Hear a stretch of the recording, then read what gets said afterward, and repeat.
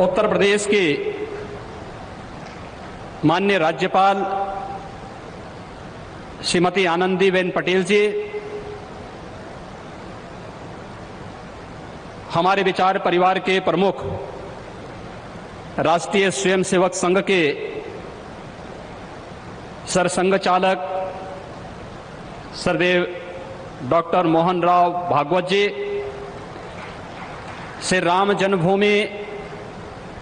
तीर्थ क्षेत्र न्यास के अध्यक्ष पूज्य महंत नृत्य गोपाल दास जी महाराज, देश के विभिन्न पंथ और संप्रदायों के आज के इस कार्यक्रम में उपस्थित पूज्य संतगण, आचार्यगण, धर्माचार्यगण, श्री राम जन्मभूमि तीर्थ क्षेत्र न्यास के सभी पदाधिकारीगण, विचार परिवार समेत देश और दुनिया के कोने कोने में इस पूरे कार्यक्रम का साक्षात अनुभूति करने वाले सभी मर्यादा पुरुषोत्तम भगवान श्री राम के सभी भक्तगण और तीर्थ क्षेत्र न्यास के महासचिव श्री चंपत राय जी, मैं आदरणीय प्रधानमंत्री जी का मर्यादा पुरुषोत्तम भगवान श्री राम की इस पावन धरा पर 5 शताब्दी की इस बहुप्रतीक्षित लंबे संघर्ष और साधना की सिद्धि की स्मृति के अवसर पर भूमि पूजन और कार्य शुभारंभ के इस अवसर पर उत्तर प्रदेश के इस धराधाम पर 7 पवित्र पुरियों में से एक अवधपुरी में हृदय से अभिनंदन करता हूं, स्वागत करता हूं।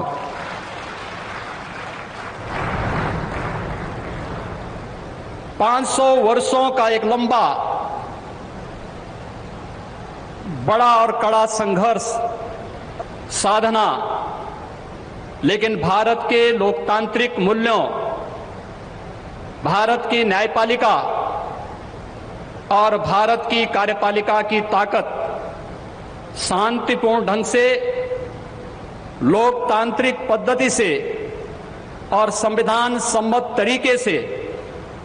समस्याओं का समाधान कैसे हो सकता है। आदरणीय प्रधानमंत्री जी के नेतृत्व में भारत ने दुनिया की सभी ताकतों को इस बात का एहसास कराया है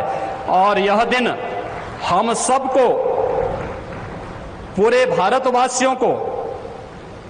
इस शुभ घड़ी का एहसास कराने के लिए, क्योंकि इस घड़ी की प्रतीक्षा में हम सब की कई पीढ़ियां चली गई। पूज्य संतों ने, अनेक महापुरुषों ने, अनेक वीरांगनाओं ने अपना बलिदान दिया और वे एक ही तमन्ना लेकर के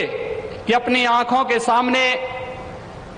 ब्रह्मांड नायक मर्यादा पुरुषोत्तम भगवान श्री राम के भव्य मंदिर के निर्माण के कार्य को हम अपनी आंखों के सामने देख सकें।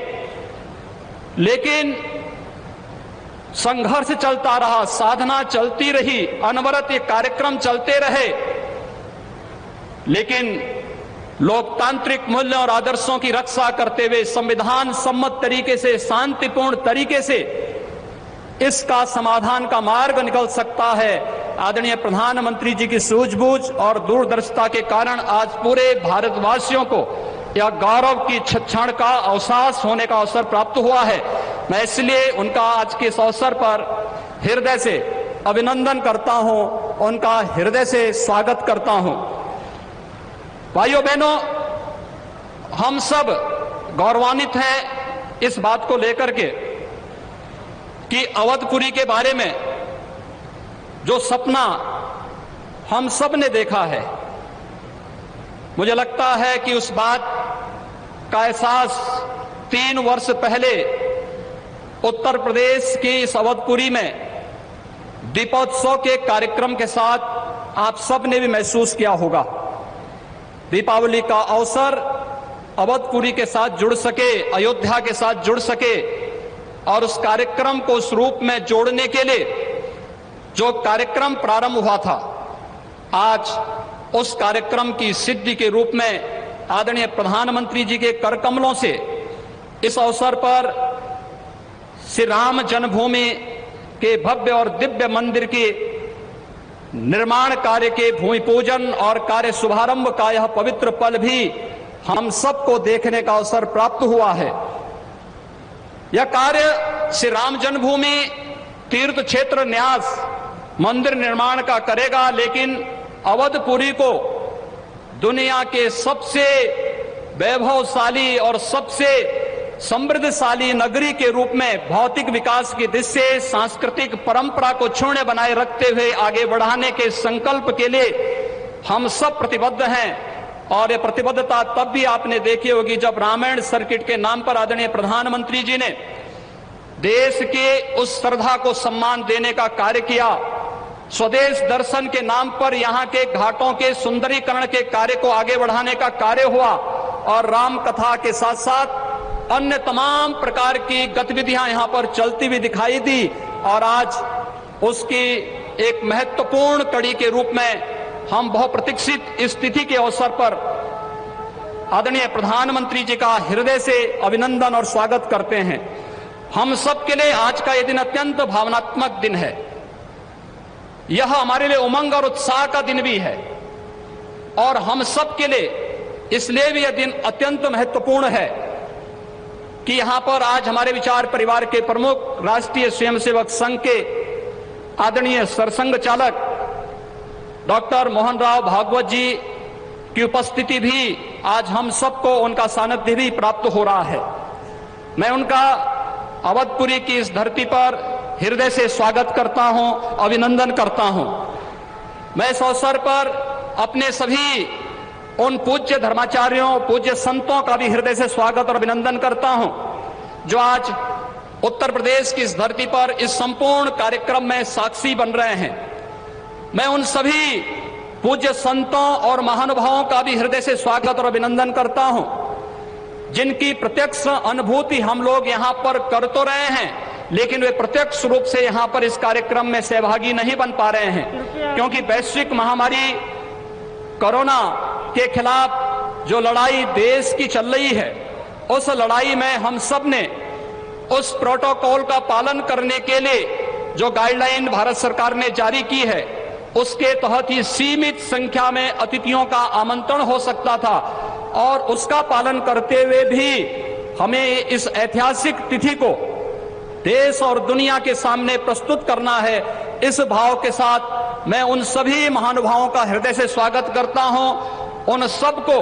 किसी न किसी रूप में हम आने वाले कार्यक्रमों में सहभागी बनाने का आयोजन आने वाले समय में इन वर्षों में करेंगे कि उनकी उपस्थिति प्रत्यक्ष अनुभूति अयोध्या में हो सके और उनकी प्रत्यक्ष अनुभूति के माध्यम से यह कार्यक्रम अवधपुरी को जो गौरव मिलना चाहिए, इस गौरव को हम आगे बढ़ा सकें। हम सब के लिए आज का दिन इसलिए भी महत्वपूर्ण है। यह कार्यक्रम केवल मंदिर निर्माण के कार्यक्रम का शुभारंभ ही नहीं, एक उस भारत को एक दुनिया के सामने प्रस्तुत करने का भी एक अवसर है जिसे आज से 6 वर्ष पहले आदरणीय प्रधानमंत्री जी ने राम राज्य की उस अवधारणा को चरितार्थ करने के लिए आगे बढ़ाया था, जिसमें किसी के साथ न जाति के नाम पर, न क्षेत्र के नाम पर, न भाषा के नाम पर कोई भेदभाव नहीं और सबका साथ, सबके विकास की भावना को चरितार्थ करते हुए जिस कार्यक्रम को 6 वर्ष पहले आगे बढ़ाया था, भगवान राम का यह भव्य और दिव्य मंदिर भगवान राम की यश और कीर्ति के अनुरूप भारत की यश और कीर्ति को भी देश और दुनिया के अंदर इसी रूप में आगे बढ़ाने का कार्य करेगा। इस विश्वास के साथ मैं एक बार फिर से आज के इस अवसर पर आदरणीय प्रधानमंत्री जी का, राष्ट्रीय स्वयंसेवक संघ के सरसंघ चालक जी का, अपने सभी माननीय अतिथियों का, पूज्य धर्माचार्यों का, संतगणों का, सभी महानुभावों का उत्तर प्रदेश की इस धरती पर, अवधपुरी की इस धरती पर हृदय से अभिनंदन करता हूं, स्वागत करता हूं। जय जय श्री राम। राष्ट्रीय स्वयंसेवक संघ के